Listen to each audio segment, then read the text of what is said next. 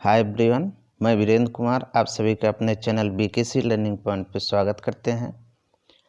आज आप सभी के लिए लेकर के आए हैं सीवेज शोधन का प्रवाह आरेख। यानी जब हमारा जो सीवेज होगा, कच्चा सीवेज जो होता है, इसमें क्या क्या पाया जाता है। तो इसमें पाए जाने वाली अशुद्धियों की बात किया जाए तो सबसे पहले जो पाया जाता है, तैरने वाले पदार्थ पाए जाते हैं, स्थूल पदार्थ, स्थूल या कह सकते हैं भारी पदार्थ पाए जाते हैं, अवसादित होने वाले कण, अवसादित होने वाले कण पाए जाते हैं। इसके अलावा अगर बात किया जाए तो कोलाइडी कण,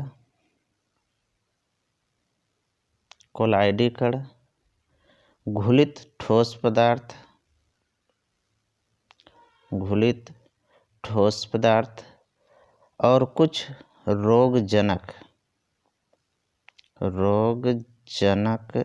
जीवाणु पाए जाते हैं, जो कि सीवेज में उपस्थित होकर के वातावरण को प्रभावित करते हैं।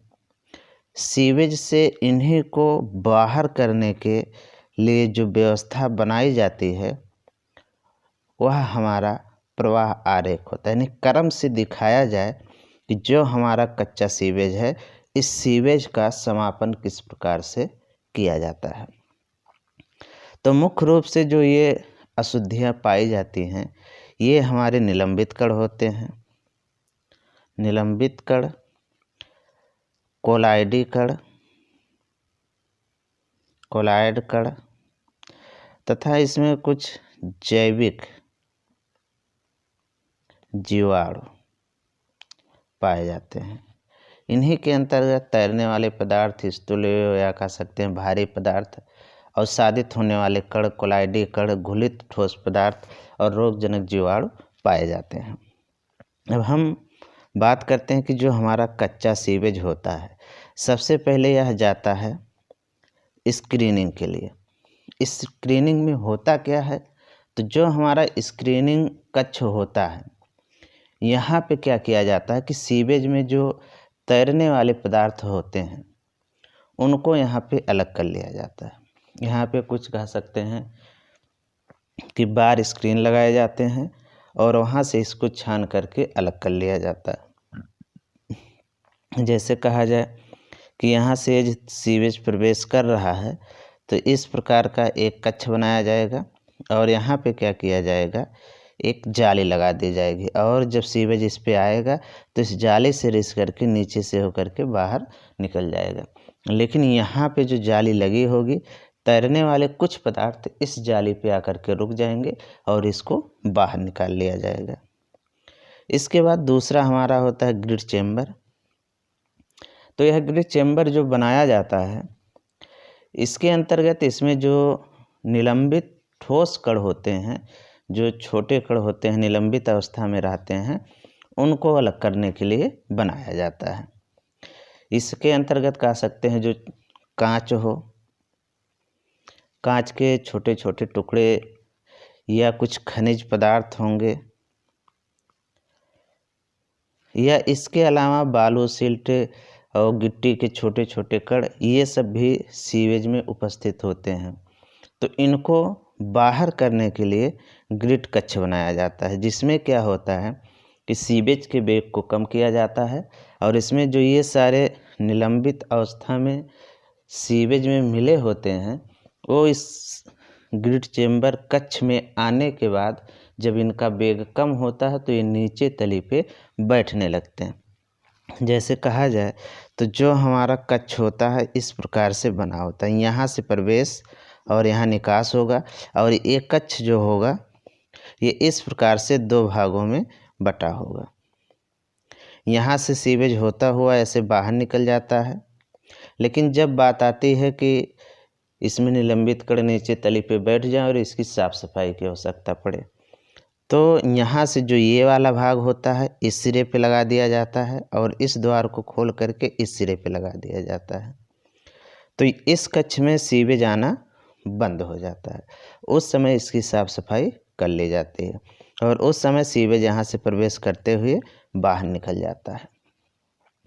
इसके बाद यदि बात किया जाए तो स्कीमिंग कक्ष, इसमें क्या होता है कि जो हमारे तैरने वाले कुछ पदार्थ होते हैं उनको स्क्रीनिंग के द्वारा अलग नहीं हो पाता है या नहीं कर पाते हैं, तो उनको अलग करने के लिए हम स्कीमिंग कक्ष बनाते हैं।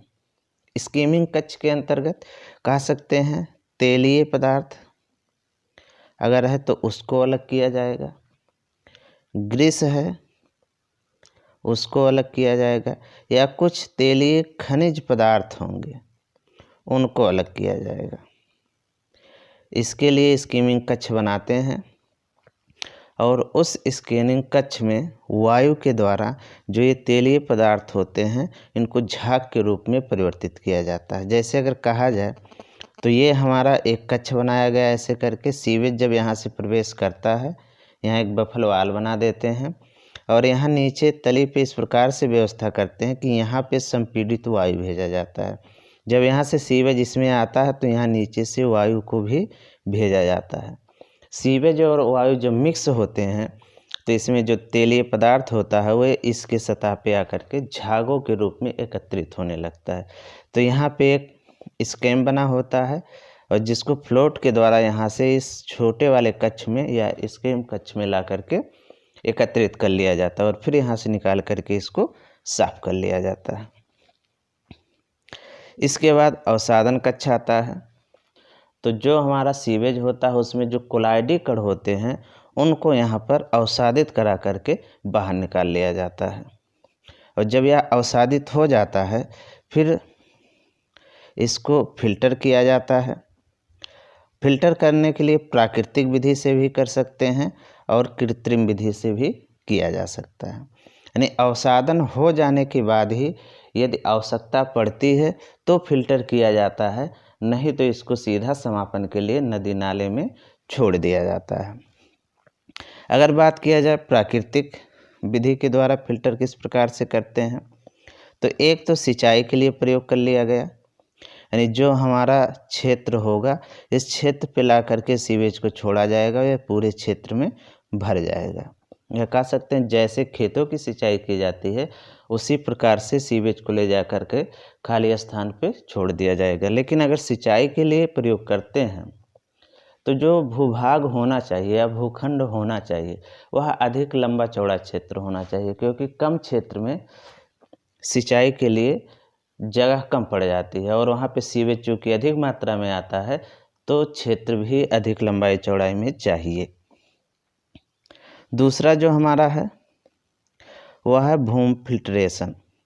जैसे कहा जाए कि यहाँ पे जीएल दिखाया गया है, तो यहाँ पे क्या किया जाएगा कि सीवेज को ला करके छोड़ा जाएगा तो इसके सतह पे तैरते हुए आगे की तरफ जाएगा।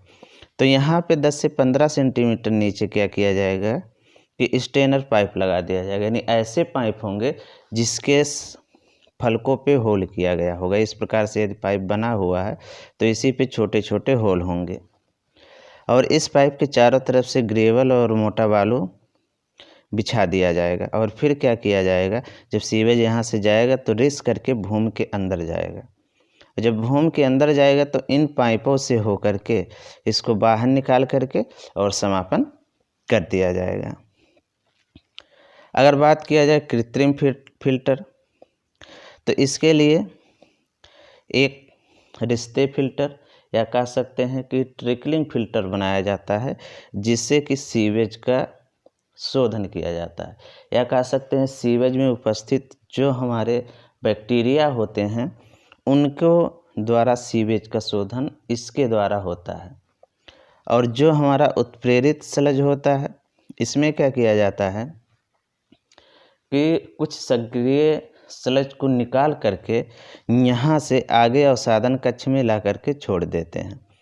यहाँ होता क्या है कि जो हमारे एक्टिवेटेड स्लज होंगे, जैसे कहा जाए जब फ़िल्टर किया जाता है या कोई फ़िल्टर माध्यम बनाया गया, तो जब यहाँ सीवेज को ला कर के छोड़ा गया तो इसके सतह पे क्या होगा कि बहुत सारे बैक्टीरिया उत्पन्न हो जाते हैं और ये बैक्टीरिया क्या करते हैं कि सीवेज का अपघटन करते हैं, या कह सकते हैं सीवेज में जो ठोस कार्बनिक पदार्थ होते हैं उनका अपघटन करते हैं और अपघटन होने के बाद ये जलरिस करके नीचे चला जाता है। तो यहाँ से सतह से कुछ स्लज की मात्रा निकाल करके और पहले की संक्रिया जैसे यहाँ पे ला करके मिला दिया जाएगा। तो ऐसे में क्या होगा कि यहाँ से कुछ सक्रिय स्लज आकर के यहाँ एक मिल जाएंगे सीवेज में और ये फिर आगे आकर के इसका अपघटन और तेज़ी से करते हैं। तो यह हमारा होता है सीवेज शोधन का प्रवाह आरेख और इसके अंतर्गत कच्चा सीवेज होगा, स्क्रीनिंग में जाएगा, फिर ग्रिड चेम्बर में, स्कीमिंग में, अवसादन कक्ष, फिर इसका फ़िल्टर किया जाएगा प्राकृतिक या कृत्रिम विधि से। अगर कृत्रिम विधि से किया जाता है तो रिश्ते फ़िल्टर और उत्प्रेरित स्लज, और प्राकृतिक विधि से किया जाता है तो सिंचाई और भूमि फिल्ट्रेशन।